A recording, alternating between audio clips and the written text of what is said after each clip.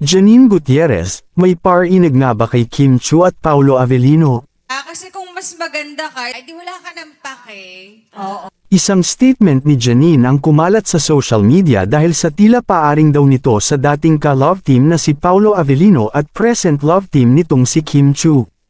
Ayon sa isang source, talaga namang nasaktan si Janine Gutierrez dahil ito ang kanyang sinabi noon nang matanong kung may relasyon sila ni Paolo Avellino. Paolo and Paolo Avellino. Yes. Yes. So, ang tanong ko, is this serious? I don't know how to answer without him here. Pwede ba mag-take two na lang? Kasama siya. Pero hindi ko ikakat yun. Sige. Oo, but is there something? I don't it know what to say. special? Yes. Okay. Are you hopeful for this one? Of course. I guess hindi ka na rin naman mag-i-invest ng oras sa isang bagay na wala lang. Oo. Yeah. Did you like him the first moment you saw him? The first, when I met him, yeah. I saw him kasi parang mga 5 years ago pa. And then parang we lost touch. And then we saw each other again na lang nung nag-shooting kami nung ngayon. Kaya, And you liked him na? when I met him, medyo para siyang parang inilawan. Magaling yun ah. Para siyang nakadiva Pero I light. have to say, I'm sure nung una kanyang nakita, he was like, wow.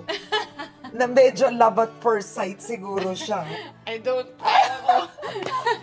So, right now, what phase are you in? I think we're happy. And parang we're the type of people who are medyo mas private din. Yes. Which I'm sure is annoying to our fans and to other people. Pero, pasensya na kayo. Because you wanna Pasensya na protect kayo. it.